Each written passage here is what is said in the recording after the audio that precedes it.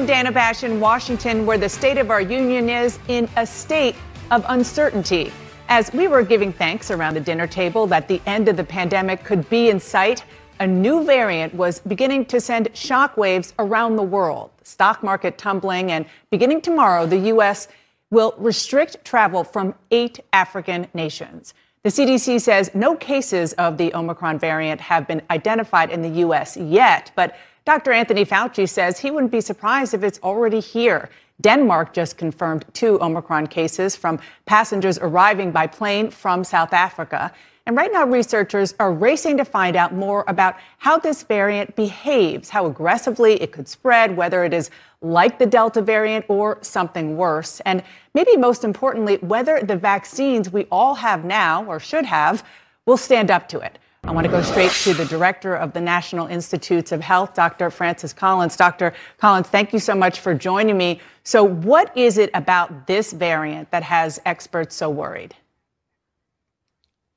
I think the main thing that has us focused on this and has caused a lot of us to be sort of 24/7 on Zoom calls for the last 4 days is that it has so many mutations. Omicron has more than 50 variants that make it different than the original virus, including more than 30 that are in the spike protein. I brought my little model along in case people have forgotten what this looks like. So these are those spike proteins that sit on the outside of the virus and enable it to get inside your cells.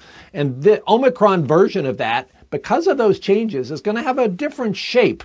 And of course, that's also what the antibodies are directed against. So the question is, will the antibodies generated by the vaccines that we have all had or should have had, will that enable us to be protected against this virus? I think there's good reasons to think it will probably be okay, but we need to know the real answers to that. And that's going to take 2 or 3 weeks. Well, that's good to know that you think we probably would be okay. In a statement on Friday, Moderna said, quote, the combination of mutations represents a significant potential risk to accelerate the waning of natural and vaccine-induced immunity. Can you explain what that means? And is it possible that the Omicron variant is what scientists like you call an escape variant? It's possible, but again, based on what we've learned so far with Alpha, Beta, Gamma, and Delta, the vaccines, which are generated against the original virus, still work. And the boosters work particularly well. Dana, this is an important point. For people who are listening who haven't yet gotten boosted but did get their original vaccine and who are eligible now, this is another reason to do that now, because the booster, it basically enlarges the capacity of your immune system to recognize all kinds of different spike proteins it's never seen. This is a great day to go and get boosted, or to find out how to do so at vaccines.gov.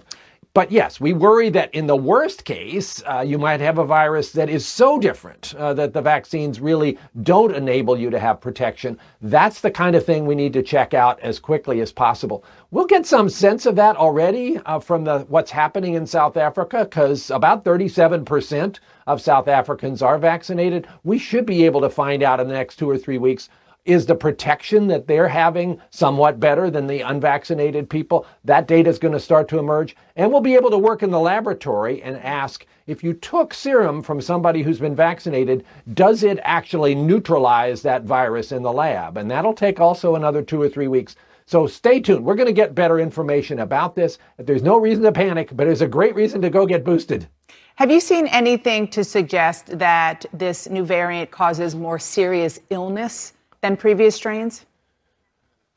Well, that's another really important question. How severe would it be? We have no data so far to suggest that it would be. There's even a bit of a report from South Africa that maybe people with this are milder than the usual case, but they're mostly young people who have mild illness anyway. So I would say we just don't know.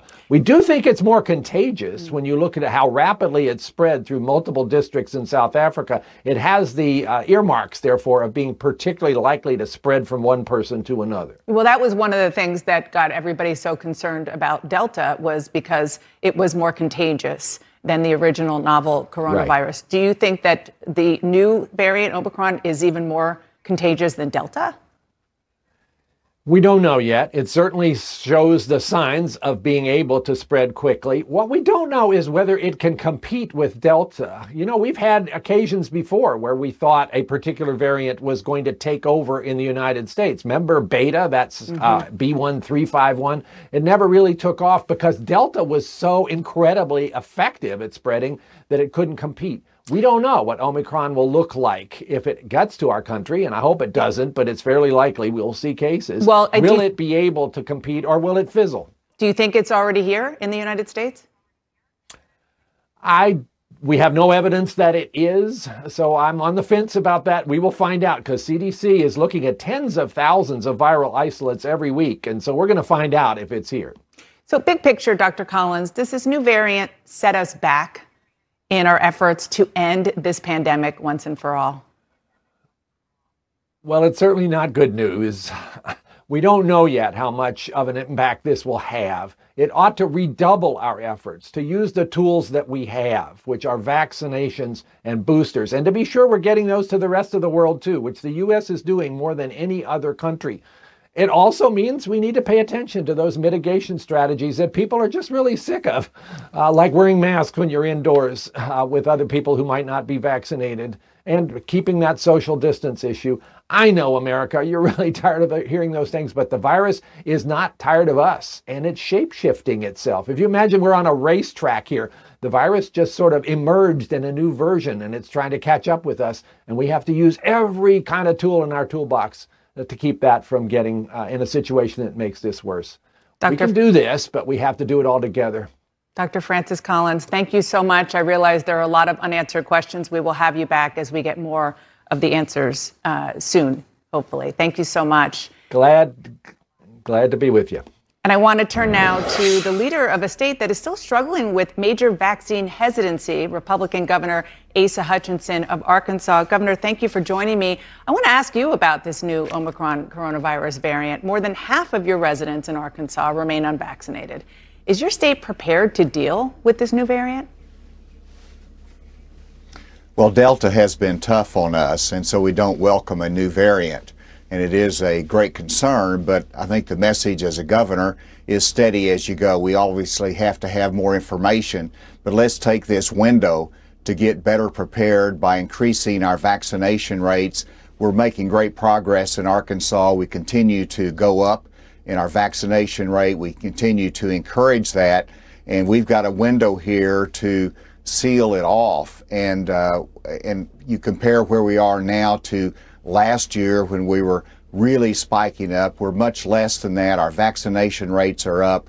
So I'm much more optimistic about getting through this winter. But obviously a new variant is a concern. Let's get vaccinated. That's our best protection. Well, as you just did, you have been consistently using your platform to beg people in your state to get vaccinated, but you will not impose a vaccine mandate. Arkansas might be doing better, but it still has the 8th lowest vaccination rate in the country. So is it time to acknowledge that your approach isn't working? Not at all. In fact, what we've seen is that through education, through information, vaccination rates go up, and that's more productive than a mandate that comes down that people instinctively resist. And so you have to know the culture, you have to know how people respond to it. And in Arkansas, that information-based education is what is working and will be effective. The mandates are not something that the people of Arkansas are going to respond well to. So that makes progress. But one other point, and that is you look at it globally, whenever we have a high vaccination rate compared to South Africa with about a 6% vaccination rate, we have to increase vaccination rates globally. Otherwise, it's going to be a groundswell of mutations that come along, and we continually to fight that. So I do hope as United States we could do more to help globally in terms of increasing those vaccination rates as well as here. I want to ask you about the economy now. Inflation is justifiably getting a lot of attention. People feel it every day in their lives. But if you look at the broader economic picture, there are some really positive indicators. New jobless claims are at their lowest level in 52 years. Wages, retail sales, overall GDP, that's all up. Does President Biden deserve some credit for that? Well, the inflationary pressures are at his feet, and that is the challenge. Much of the supply challenges are at his feet in terms of reducing production domestically and relying more upon international energy for the United States. We have to be energy independent. And so, yes, I think that is a challenge. But you look at the economy as a whole here in Arkansas, we're at 3.7% unemployment rate, which is lower than what we were before the pandemic began. And so our economy is moving, but we do have to increase our supply chain. We have to increase our worker engagement, and those are critical needs that we have. And does Joe Biden get some credit for the positive parts of the economy that even you say are happening in your state? Whenever you're at the top in your leadership position, if something good happens, you can try to take credit for it. So I don't have any problem with that at all. Those are the facts on the ground. But our pressures on inflation and on the supply chain, particularly energy, is something that he needs to correct. And so there's problems that he needs to address. And we all want to come out of this. He puts it all on COVID, and I don't believe that is the biggest, well, it is a challenge, but there are other things you can address, such as the inflationary pressures that he can control. Let me ask you about the state of your party, the Republican Party. I want you to listen and watch this video of Republican Congresswoman Lauren Boebert making a racist joke about Democratic Congresswoman Ilhan Omar. I looked to my left, and there she is, Ilhan Omar. Oops. And I said, well, she doesn't have a backpack. We should be fine. I looked over. And I said, oh, look, the Jihad Squad decided to show up for work today. House Republican leader Kevin McCarthy finally released a statement about this yesterday. He said he called Boebert, encouraged her to meet with Omar, but notably did not publicly condemn what she said. And he's actually never publicly condemned Congressman Paul Gosar for tweeting an animated video of himself killing a Democratic congresswoman. So do you think McCarthy should be publicly condemning this kind of behavior? I do. I think whenever, even in our own caucus, our own members, if they go the wrong direction, I mean, it has to be called out. It has to be dealt with, particularly whenever it is breaching the civility, whenever it is crossing the line in terms of violence or increasing the divide in our country. So one of the things that's really important to us in the future is increasing the civil debate and civil discourse.